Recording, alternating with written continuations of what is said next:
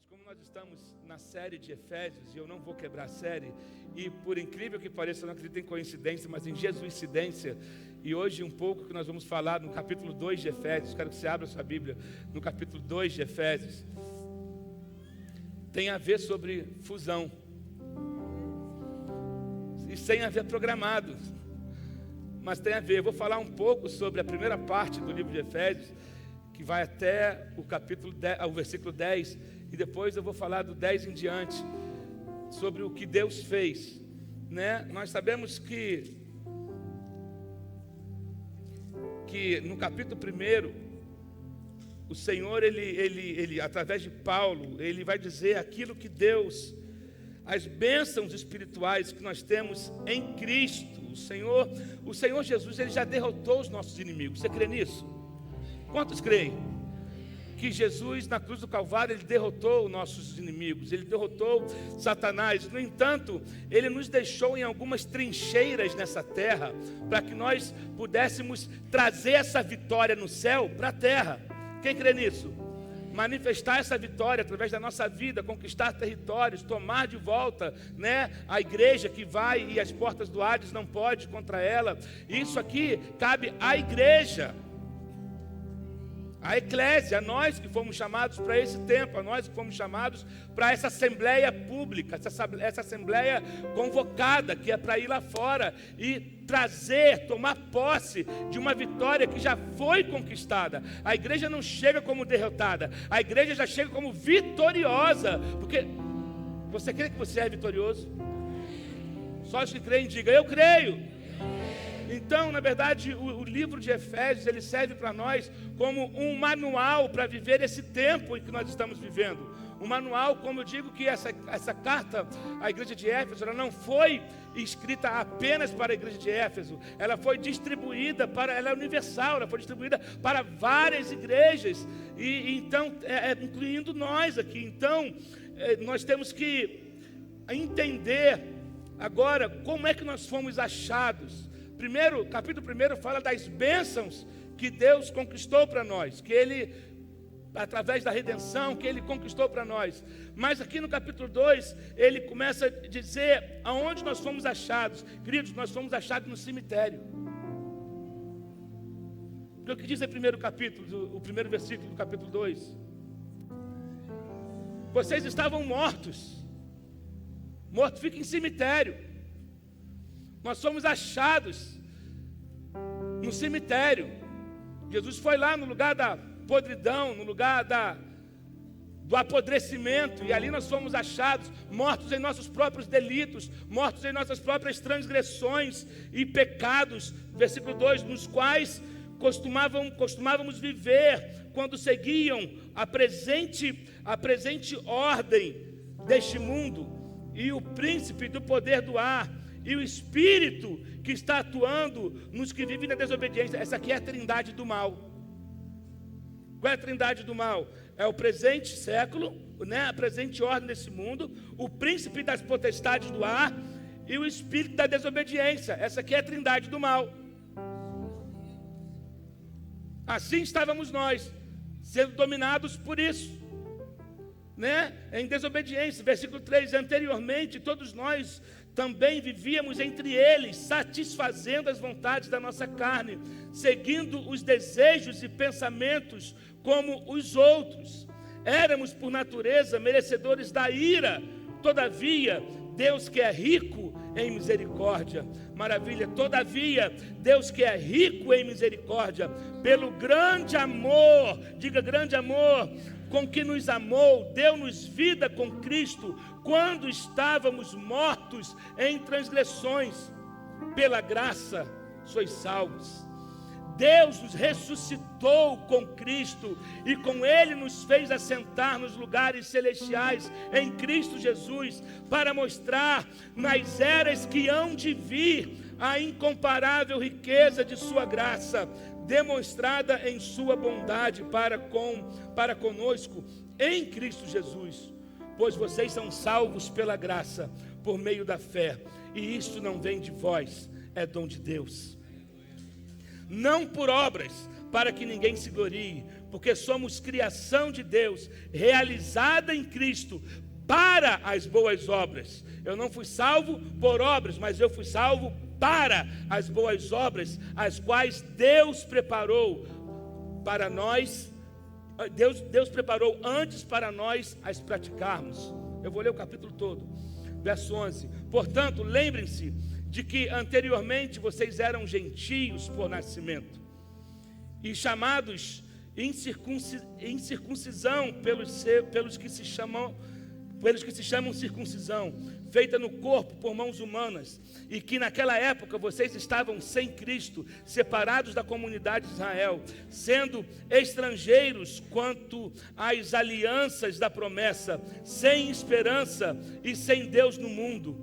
Mas agora, em Cristo Jesus, vocês que antes estavam longe, foram aproximados mediante o sangue de Cristo, pois Ele é a nossa paz, o qual de ambos fez um e destruiu a barreira, o muro de inimizade, anulando em seu corpo a lei dos mandamentos expressa em ordenanças.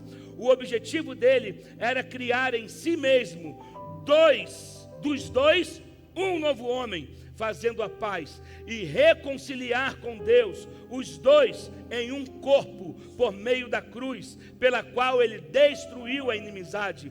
Ele veio e anunciou a paz a vocês que estavam longe e paz aos que estavam perto, pois por meio dele, tanto nós como vocês temos acesso ao Pai por um só Espírito. Portanto, vocês já não são estrangeiros, nem forasteiros, mas concidadãos dos santos e membros da família de Deus, edificados sobre o fundamento dos apóstolos e dos profetas, tendo Jesus Cristo como a pedra angular, no qual todo o edifício é ajustado e cresce para tornar-se um santuário santo no Senhor. Nele vocês também estão sendo edificados juntos para se tornarem morada de Deus por seu Espírito. Mas eu quero ler para vocês na versão A Mensagem, a partir do verso 14, que eu acho sensacional. E aí, o tema da mensagem de hoje, que tem aí a foto, acho que é Ele derrubou o muro. Eu mandei isso. Olha o que diz a partir do verso 14, na Bíblia A Mensagem. O Messias ajustou as coisas entre nós, e por isso agora estamos juntos nisso. Tanto os inimigos não judeus, quanto os judeus que são de dentro. Ele derrubou o muro que usávamos para manter-nos separados. Ele revogou o código da lei que se tornara tão cheia de pormenores e notas de rodapé que mais atrapalhava do que ajudava. Então, ele começou de novo. Em vez de continuar com dois grupos de pessoas separados por séculos de animosidade e desconfiança, ele criou um novo tipo de ser humano, um novo começo para todos. Mas Cristo nos uniu por meio de sua morte na cruz. A cruz nos leva a abraçar uns aos outros e faz cessar a hostilidade. Cristo veio e pregou a paz a estrangeiros, como vocês que não são judeus, e também aos judeus que já conheciam Deus. Ele nos tratou como iguais e nos fez iguais. Por meio dele, compartilhamos do mesmo Espírito e temos igual acesso. Isso não é maravilhoso? Vocês já não vivem andando sem destino como exilados. Este reino de fé agora é a casa de vocês, a sua própria terra. Não são mais estrangeiros, nem gente de fora. Vocês pertencem ao reino com todos os direitos que o nome cristão permite. Deus está construindo uma casa e nela Ele usa todos, independentemente de como chegamos aqui. Ele usou os apóstolos e os profetas como fundação. Agora usa vocês, colocando-os como pedra por pedra, um santo templo construído por Deus, todos nós nele incluídos, um templo onde Deus está de fato em casa. Acho que você não entendeu. Olha essa última frase. Um templo onde Deus está de fato em casa. Ele derrubou o muro. A gente está numa conferência chamada Fusão. De 2 ele fez 1. Deus derrubou o muro. Eu acho maravilhosa essa versão, mas vamos passar um pouco sobre a primeira parte do capítulo. Você precisa entender que as bênçãos de Deus Ele já nos deu. Quem quer que as bênçãos estão disponíveis? As bênçãos de Deus, tudo que Jesus conquistou na cruz, é direito nosso, a nossa herança, todas as bênçãos de Deus para nós. Aí é que está, tomamos posse.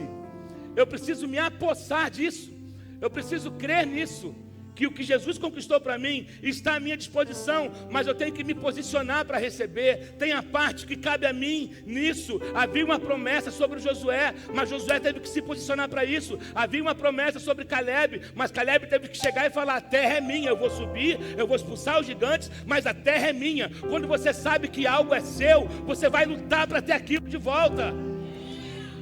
A questão é que Deus te dá o poder da resistência, o poder da persistência, o poder para não desistir, o poder para não recuar, porque resistências, elas vão acontecer, elas vão existir, mas quando eu sei que a promessa é minha, eu vou me posicionar, eu sei que maior é o que está em mim, então eu vou colocar o pé, eu vou expulsar o que tem que expulsar, porque ela já foi dada a mim. E existem os inimigos da herança, existem os inimigos da promessa.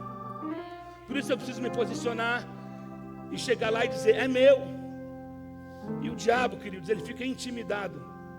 O diabo fica intimidado pelo seu presente, pelo seu futuro.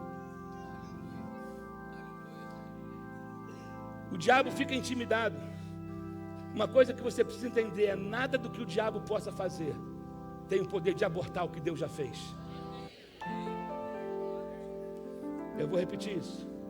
O diabo pode fazer de tudo, mas ele não tem o poder de abortar o que Deus já fez. Não tem como.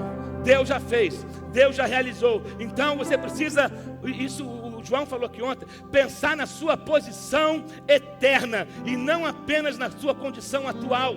Pense em quem você é na eternidade. Pense em quem Deus te chamou para ser. Pense em quem você já é. Cristo já fez de você mais do que vencedor. Essa é a sua posição eterna. Então não fique apenas paralisado pelo seu momento atual. De repente você não está vivendo na plenitude do que você gostaria. De repente você está passando por uma luta agora, mas essa não é a sua posição final. Há uma posição final já que te aguarda e você não pode desistir agora.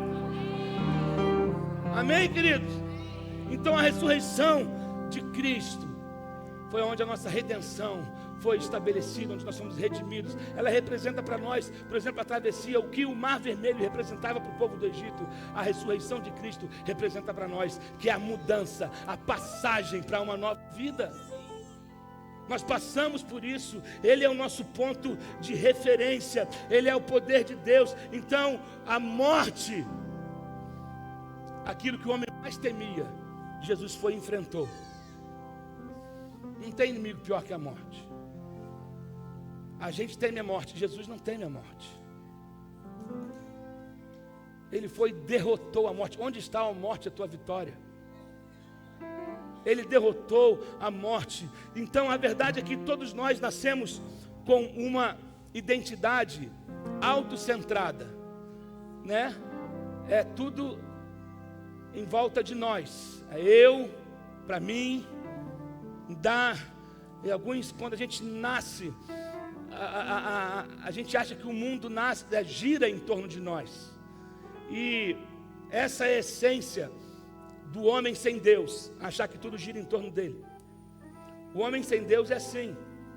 O homem, quando caminha no cemitério da vida, no cemitério de uma vida sem Deus, porque ali ele está vivendo uma vida de morte espiritual, a morte tem a ver com separação, uma vida separada de Deus. O homem, ele faz de tudo pensando nele e querendo fazer o melhor para ele, querendo se sentir melhor, querendo conquistar, e é eu primeiro, eu em segundo, eu em terceiro, eu quando acordo, eu quando durmo, sabe? Ele sempre tem a tendência de colocar ele no primeiro lugar. lugar, mas você precisa aprender o seguinte: a Bíblia vai dizer: buscai em primeiro o reino de Deus e a sua justiça, e as demais coisas vos serão acrescentadas. O propósito de Deus para a nossa vida não é que eu esteja em primeiro lugar, é que Ele esteja em primeiro lugar.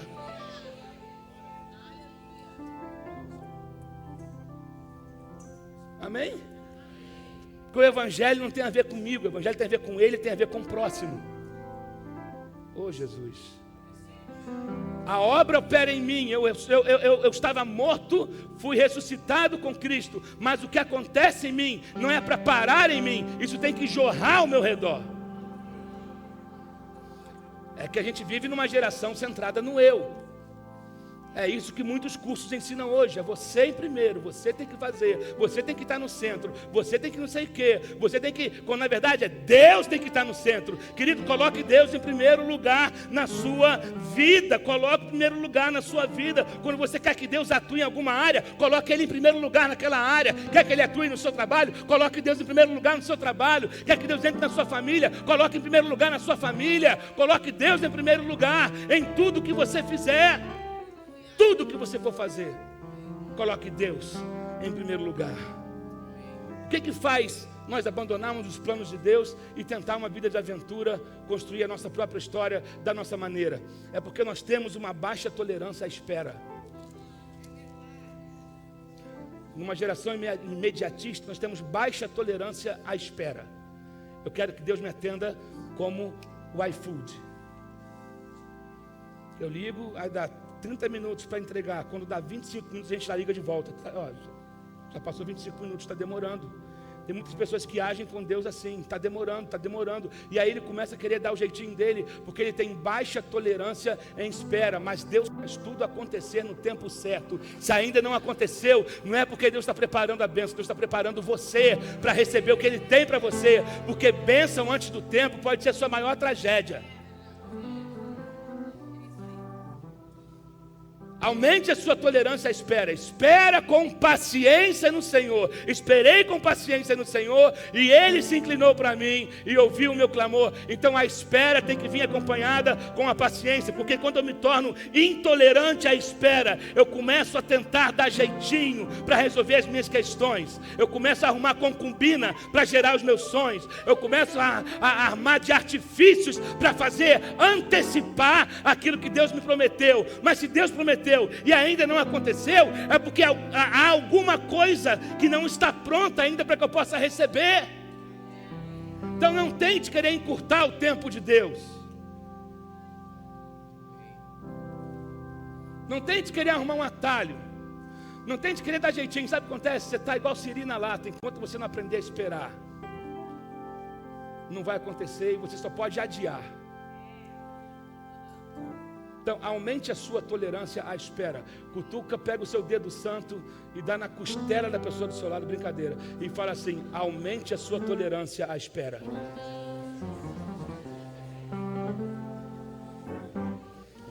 Assim, não é no seu tempo.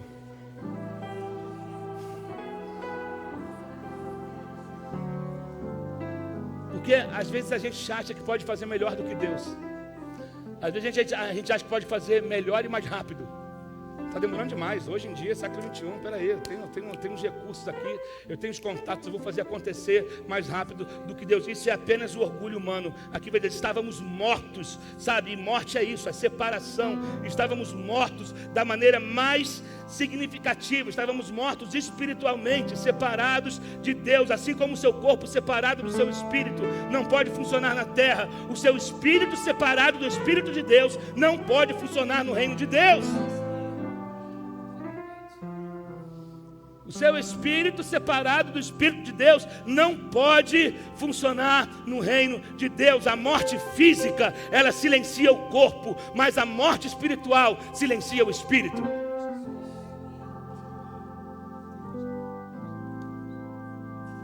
Silencia o espírito. Verso 2 vai dizer: porque estávamos mortos, a gente tentava de tudo que é possível para nos fazer sentir vivos. E é justamente daí que entra o pecado.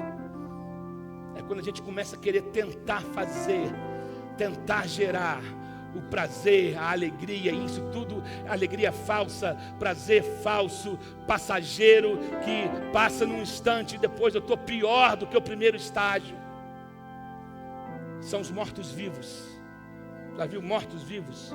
Vivos por fora, mortos por dentro. Foi nesse cemitério que Deus nos achou. A gente tentando fazer as coisas para o nosso bel prazer, e aí a gente tentava, e basicamente a gente só ia se enrolando, mas aí vinha aquela voz irritante, dizendo: você tem que se esvaziar, você tem que abandonar, porque é impossível viver uma vida no pecado sem sentir o incômodo do Espírito. É o vazio que vem depois, a tristeza, o arrependimento, a sensação do incompleto, que falta alguma coisa. E aí a palavra vai dizer no verso 2: nós quais costumávamos viver quando seguiam a presente ordem, ou de acordo com este mundo e o príncipe do poder do ar, e o espírito que agora está atuando nos que vivem na desobediência, sabe? A gente caminhava de acordo com o sistema do mundo, mas nós fomos libertos desse sistema através da obra da cruz do Calvário. Nós somos libertos através do sacrifício de Jesus na cruz, através do perdão que Ele nos ofereceu, através da graça que Ele nos outorgou. Nós fomos libertos disso. Éramos filhos da ira, sabe? E guerreando e fervendo contra tudo que era santo, servindo ao Deus do eu, satisfazendo as nossas próprias inclinações carnais, a maneira como estávamos antes que a salvação fosse realizada. E Satanás dançava e bailava na nossa vida, porque ele é esse príncipe dessa potestade do ar. Ele é o que opera nessa região, sabe? Esse sistema, nós nascemos nesse sistema de pecado e ficamos presos, mas ainda assim nós conseguimos escapar. Como que a gente conseguiu escapar? Sabe por quê? Porque Deus é rico em misericórdia. Ah, meu Deus do céu. A Bíblia fala no versículo 4: mas Deus, que é rico em misericórdia, não havia outra solução para o homem a não ser a misericórdia de Deus. Ai de nós se não fosse a misericórdia de Deus. Ai de nós se não fosse o perdão de Deus. Ai de nós se não fosse a graça de Deus. Estávamos mortos, mas Deus nos deu vida através do seu Filho. Ele nos entregou o seu Filho. Deixa eu te falar uma coisa: uma entrega não é completa até que ela chegue ao seu destino. Eu posso enviar uma encomenda para o pastor Leandro pela FedEx. Eu entreguei, eu enviei, mas ela só se completa quando ele recebe. Deus entregou o seu Filho, mas essa entrega só se completa quando eu recebo. Quantos aqui já receberam? Quantos aqui já receberam? Então você tem que tomar posse daquilo que você recebeu, porque quando você recebeu, você recebeu um pacote completo para viver uma vida. Você não recebeu 30%, você não recebeu 40%, você não recebeu 90%, você recebeu 100% dos recursos que estão no céu para você viver nessa terra. Só que tem gente que vive com 20%, sendo que ele tem acesso a 100%. Meu Deus, toma posse, meu irmão, de tudo aquilo que Deus providenciou para você. Deus não te quer no céu. Ih, chocou agora, né? Deus te quer na terra. Eu vou repetir isso. Se Deus te quisesse no céu, eu tinha te levado. Deus te salvou para você estar nessa terra, e aqui você dá fruto. Eu oro não para que os tire do mundo. Seria fácil Jesus chegar e falar: Senhor, eu já salvei, já fizemos tudo, vamos tirar essa rapaziada. Não os tire do mundo. Se você está no mundo, é porque tem um propósito para Deus realizar na sua vida. Se você está no mundo, É porque Deus quer que você cumpra algo ainda na sua existência. Não torne a sua vida sem efeito.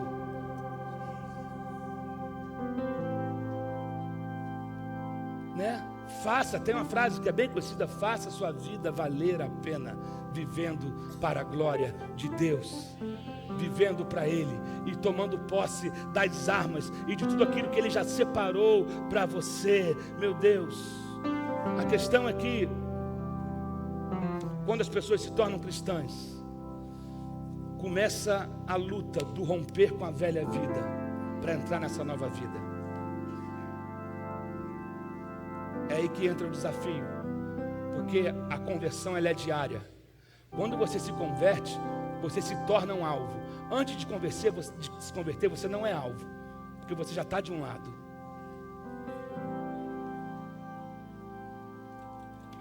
Antes de você se converter, você não era um alvo, porque a gente já estava mergulhado no pecado.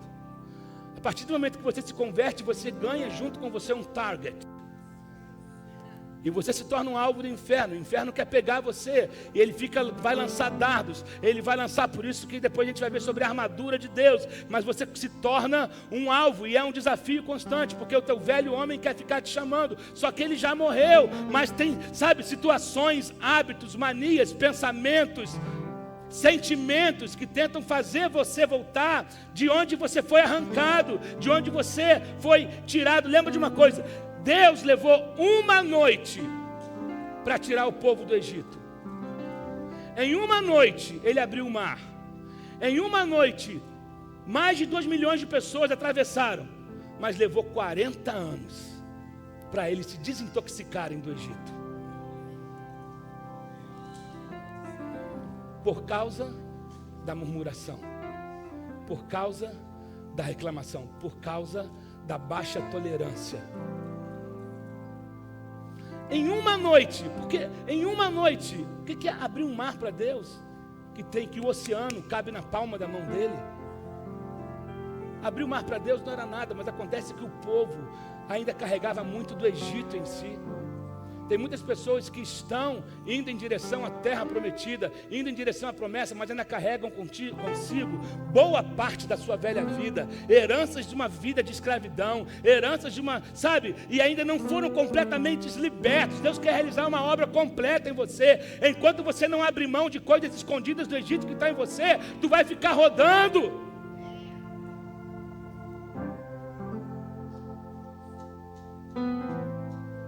Deus, e essa batalha entre o novo e velho homem, e é por isso que nós precisamos atentar para o que Paulo escreve aqui na carta aos Efésios, O problema é que muitas pessoas têm dificuldades de viver uma vida de santidade, ou ela estabelece padrões de santidade. Não é você que estabelece o padrão foi estabelecido por Deus. Não é você que diz o que é moral, o que é imoral. Deus já disse o que é.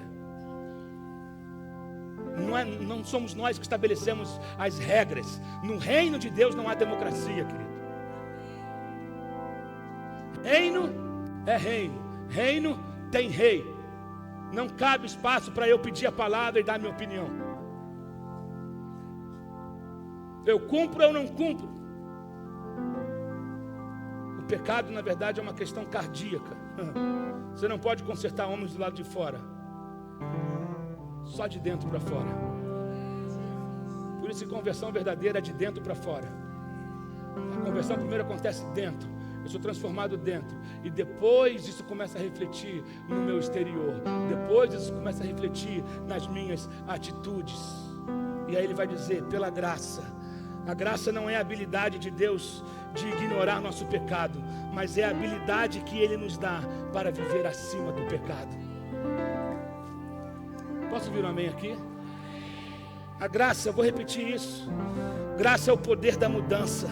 Não é a habilidade de ignorar o pecado, mas é uma habilidade de viver acima do pecado.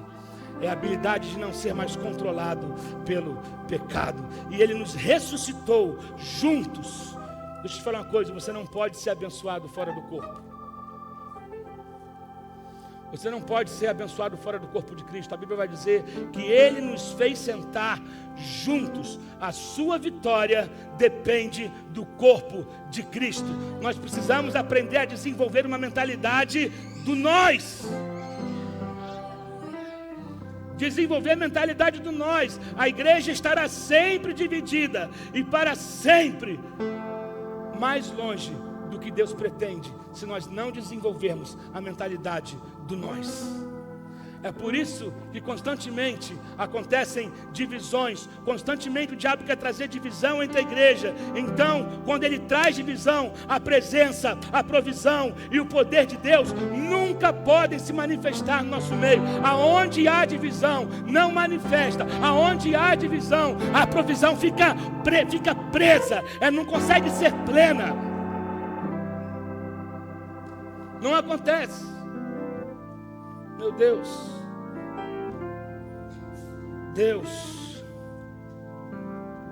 Ele é aquele que nos resgatou disso tudo. Versículo 7 vai dizer, versículo 6, Deus nos ressuscitou com Cristo, com Ele nos fez assentar nos lugares celestiais em Cristo Jesus, para mostrar. Deus gosta, Ele gosta de mostrar. Deus quer usar até o seu passado para a glória dele, para, olha o que eu fiz, mostrar o que ele fez. Olha quem você era e quem você é. Você consegue glorificar a Deus? Por quem você era e quem você é? Deus gosta quando ele falou para aquele paralítico: levanta, pega a sua maca e ande. Aquilo que te carregava, agora você carrega. Mostra para todo mundo. Aquele homem andando no meio do povo, era sábado. Ei, você não pode fazer isso. Espera aí, cara, essa maca me carregou por 38 anos, agora eu domino sobre ela. Deus quer que você domine sobre aquilo que te dominava. Amém? O que te dominava não mais vai ter poder sobre a sua vida. Oh Deus, Ele veio e cumpriu as exigências da lei. Ele levou sobre ele os nossos pecados. Lá no verso 15 já vai dizer que, anulando em seu corpo a lei dos mandamentos expressa em ordenanças, o objetivo dele era criar em si mesmo dos dois povos um novo homem, fazendo a paz. Hebreus 4, 14 a 16 vai dizer: visto que temos um grande sumo sacerdote, Jesus, Filho de Deus, que penetrou nos céus, retenhamos firmemente a nossa confissão, porque não temos um sumo sacerdote que não possa compadecer-se das nossas fraquezas, porém um que, como nós, em tudo foi tentado, mas sem pecado. Cheguemos, pois, com confiança ao trono da graça, para que possamos alcançar misericórdia e achar graça, a fim de sermos ajudados em tempo oportuno. E também Hebreus 13, 5 e 6 diz: sejam vossos costumes sem avareza, contentando-vos com o que tendes, porque ele disse: não te deixarei, nem te desampararei. E assim com confiança ousemos dizer: o Senhor é o meu ajudador, e não temerei o que me pode fazer o homem. Versículo 18 vai dizer o seguinte: pois por meio dele, tanto nós como vocês temos acesso ao Pai através do Espírito. Eu tenho acesso, meu Deus. Aí ele vai dizer no verso 19: portanto vocês já não são estrangeiros, nem forasteiros, mas concidadãos dos santos e membros da família de Deus. Membro da família de Deus. Queridos, Deus escolheu viver dentro de nós. Deus fez uma fusão. Deus pegou dois povos que não se falavam. Um povo que se achava que era mais próximo de Deus e que se orgulhava disso, e que olhava para um outro povo que não tinha conhecimento nenhum de Deus e diz: nós não somos como eles. E aí Deus veio para os que eram seus, mas os seus o rejeitaram. Então ele vai para o outro, mas a todos quantos receberam, deu-lhes o poder de se tornarem filhos de Deus. Ele pega, se revela tanto para o gentio como para o judeu, e pega desses dois povos esquisitos e junta nele e faz um povo, uma nova sociedade, uma nova família, porque ele derrubou o muro que separava, o muro Deus.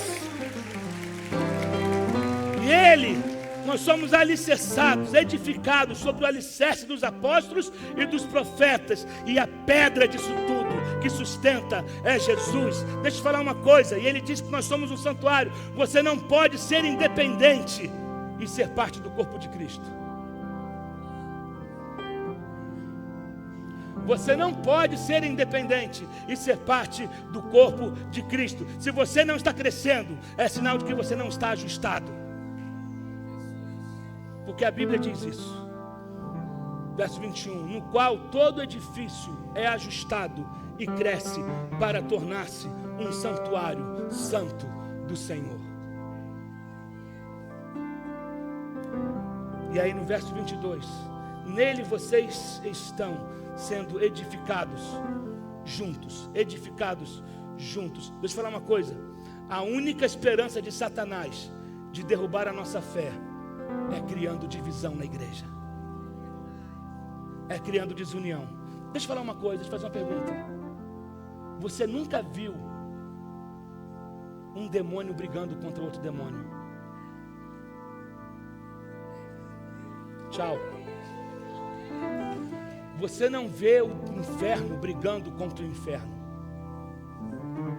Demônio não briga contra demônio. Tem lições que eu aprendo com o diabo. O diabo é organizado. Os demônios são unidos. E eles respeitam a hierarquia. Isso dá tão outra mensagem. Lições que eu aprendi com o inferno.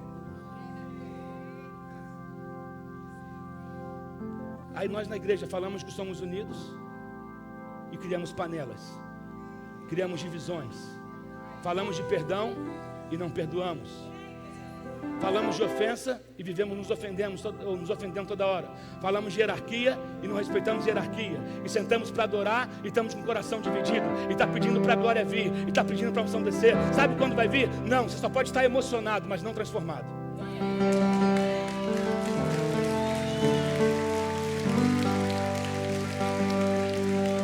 Você não vê o inferno lutando contra si, porque eles estão unidos.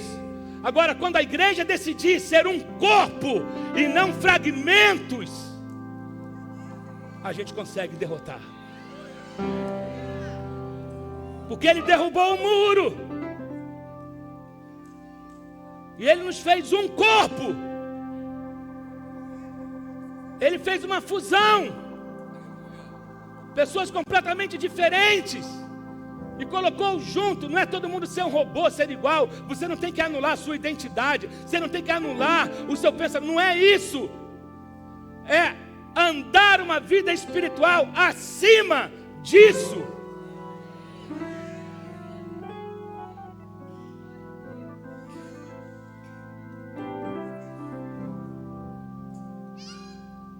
Isso é muito sério, gente. A gente passa vergonha por causa da nossa desunião.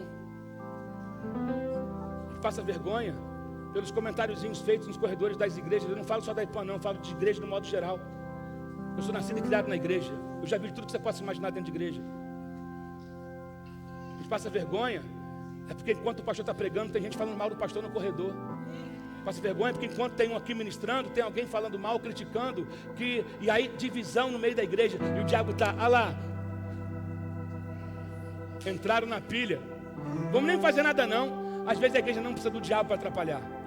Ela mesma se atrapalha. Você acha que o diabo quer tirar alguém da igreja? Quer te deixar brigando dentro dela. Ele quer te deixar emburrado com outra pessoa dentro dela. Então não adianta orar por avivamento se você não está disposto a perdoar. Não adianta orar por avivamento se você não está disposto a passar por cima e caminhar uma outra légua. Não adianta, a gente está perdendo tempo. Ou a gente é um ou nós não somos.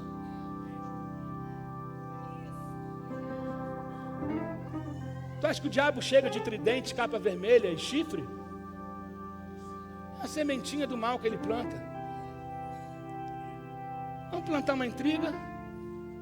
Vamos pegar um assunto teológico bem daqueles que não leva a lugar nenhum. Manda eles discutirem. Eles vão ficar perdendo tempo discutindo sobre isso. Pronto. Vamos discutir o sexo dos anjos, se Adão tinha umbigo.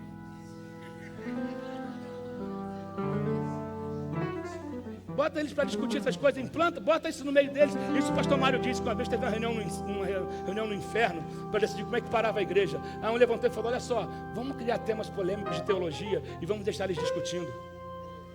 Só isso que precisa.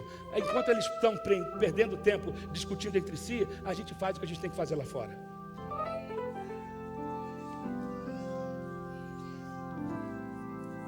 E aí tem muita gente assim. Nessa hora com o coração fechado. Nessa hora com o coração igual pedra. Mas que acredita em Jesus, que acredita na graça, que acredita em tudo. São bons para falar de graça, são bons para falar de milagre, bons para falar de reteté, de sobrenatural. No meio de divisão, ele derrubou o muro. Vocês só podem viver o céu na terra quando decidir ser um, edificados juntos. Você não pode adorar a Cristo sem amar o seu corpo. Eu sempre digo isso. Jesus nunca orou por avivamento. Jesus nunca orou por aquilo que a gente ora. Jesus não orou para multiplicação de igreja. Jesus não disse para a gente fazer estratégia de crescimento. Jesus nunca orou por isso.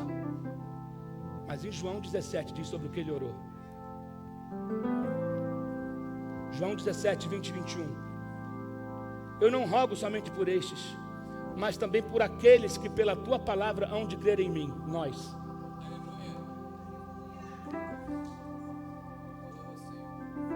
Eu oro por aqueles que hão de crer em mim, porque todos, para que todos sejam vários. É isso que está lá? Para que todos sejam um, como tu, ó Pai, o és em mim, e eu em ti, que também eles sejam um em nós. Para quê? Para que o mundo creia que tu me enviaste. O mundo só consegue crer se ele vê unidade na igreja. Eu lembro de uma vez, quando estava no auge daquele negócio de G12. Vocês lembram dessa época? Quem pegou essa fase? Alguém pegou essa fase? No auge das discussões das lideranças no Brasil. Porque quem chegou com a visão achava que tinha descoberto a roda. Inventaram a Coca-Cola. E aí pegaram pessoas que tinham anos de evangelho como se elas não soubessem nada. Porque agora a visão que era. Agora quem não está na visão, está fora da visão. Quem não andar nessa visão, está fora da visão. E aí começaram a ir para as rádios fazer debates. E os debates eram tipo: irmão, eu penso que... Não, irmão. Olha aqui! Não faz porque não tem competência. O outro, não, porque tu não sei o que lá. E um dia eu peguei um táxi, estava indo para MK gravar. Estava gravando um disco, não sei de quem. Eu estou num táxi. E o irmão estava com a rádio ligada. O taxista.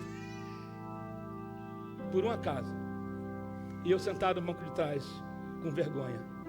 De dois pastores muito famosos no Brasil, aos berros na rádio, discutindo uma estratégia de crescimento. Aí o taxista falou comigo: aos crentes brigando.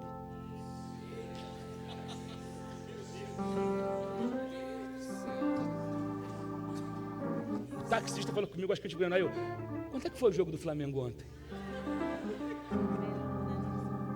Vamos mudar de assunto. Eu perguntei para o cara: vai chover hoje? Vamos lá, porque me deu vergonha. Eu nem falei, eu estava indo para a rádio que estava acontecendo a confusão. Porque o estúdio era embaixo. E faltava pouco, parecia que ia chegar lá e encontrar uma patrulha, alguma coisa, porque era uma discussão na rádio, e o taxista falou essa, aos crentes brigando. A gente está discutindo por aquilo que Deus não veio fazer. Deus não veio pregar estratégia de crescimento de igreja. Ele não veio criar modelo de crescimento. Ele veio trazer o evangelho do reino. que começa pelo arrependimento. E ele veio, e a oração que ele fez é: Senhor, não é que eles multipliquem, não, Senhor, que eles sejam um, porque se eles forem um, o mundo vai crer em Ti. Se eles forem um, o pecador vai crer em Ti. Ele vai crer, sabe?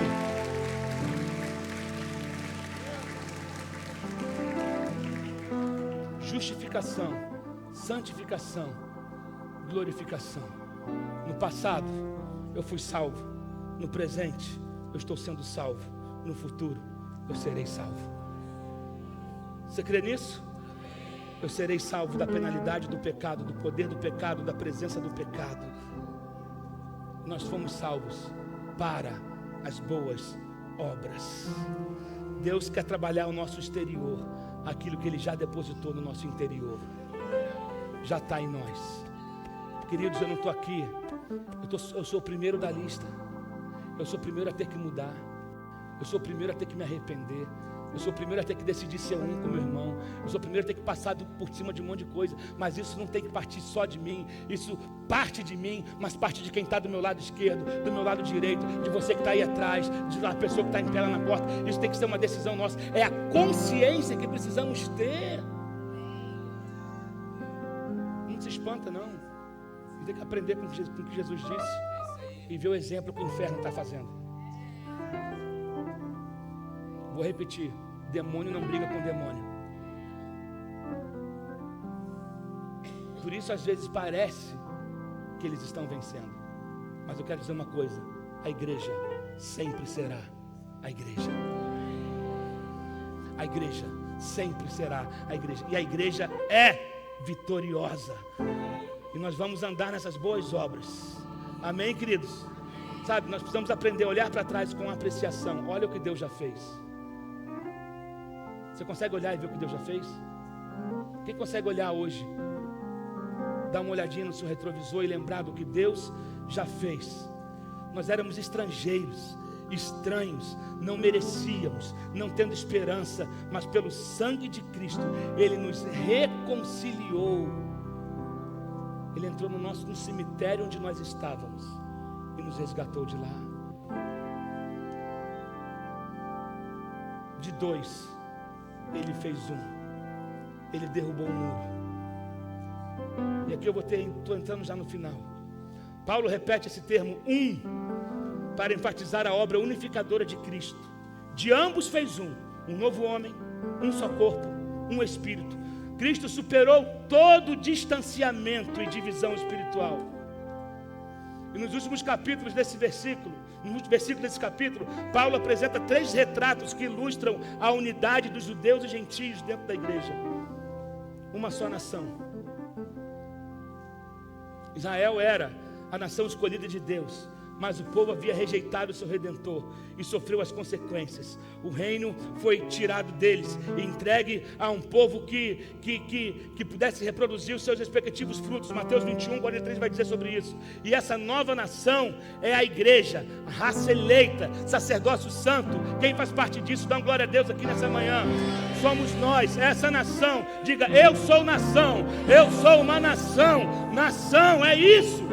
Éramos separados de acordo com a descendência de Sem, Cão e Jafé. Fomos separados. Mas lá no livro de Atos, Gênesis 10 vai falar sobre isso. No livro de Atos, vemos essas 3 famílias unidas em Cristo. Em Atos 8, um descendente de Cã, um tesoureiro etíope, é salvo. Em Atos 9, um descendente de Sem, Saulo de Tarso, torna-se um apóstolo. E em Atos 10, os descendentes de Jafé, os gentios da casa de Cornélio, o centurião romano, são salvos. Deus pega e oh meu Deus, aqueles que foram separados, rejeitados, Deus pega e os resgata e os redime. Meu Deus, por meio da fé em Cristo. Aí ele fala: uma só família, por meio da fé em Cristo, passamos a fazer parte da família de Deus, e Ele se torna nosso Pai. E essa família maravilhosa pode ser encontrada em 2 lugares, tanto no céu quanto na terra. Lá no capítulo 3, 15 de Efésios vai dizer: a família do céu e a família da terra. Deus tem família no céu e Deus tem família na terra. Deus tem família no céu e Deus tem família na terra. Se você faz parte dessa família na terra, dá uma glória a Deus. E Ele vai dizer, um só templo. No livro de Gênesis, Deus andava com o seu povo. Você pode ver Gênesis 5, 22, 24, 6, 9. Mas em Êxodo, Deus decidiu habitar com o seu povo. Amém? Antes Ele andava, depois Ele decidiu habitar. Deus habitou no tabernáculo. Deus habitou no tabernáculo e até que os pecados de Israel obrigaram a glória a partir. 1 Samuel capítulo 4 vai falar sobre isso. Posteriormente, Deus habitou no templo, 1 Reis capítulo 8. Mas infelizmente Israel voltou a pecar e a glória partiu outra vez. Aí Deus escolhe outro lugar para morar agora. Quem Ele escolheu?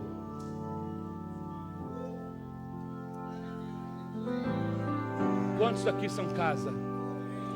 Eu sou casa, lugar de Deus, Ele habita em mim. Eu sou casa, lugar de Deus. Jesus é o fundamento. Jesus é o fundamento. Um só corpo, um só Espírito, uma só fé, uma só voz, uma só nação. Unidade. Eu volto a repetir que esse tem sido o meu lema. Unidade não é afinidade. Unidade é decisão. Eu vou pregar isso até que Jesus volte. Por onde eu passar, unidade não é afinidade. Unidade é decisão. Unidade é decisão. Nós não vamos ser prato cheio para o inferno. Nós não vamos ser parque de diversão para o diabo. Nós não vamos ser. Eu quero convidar todos a ficar de pé nessa hora.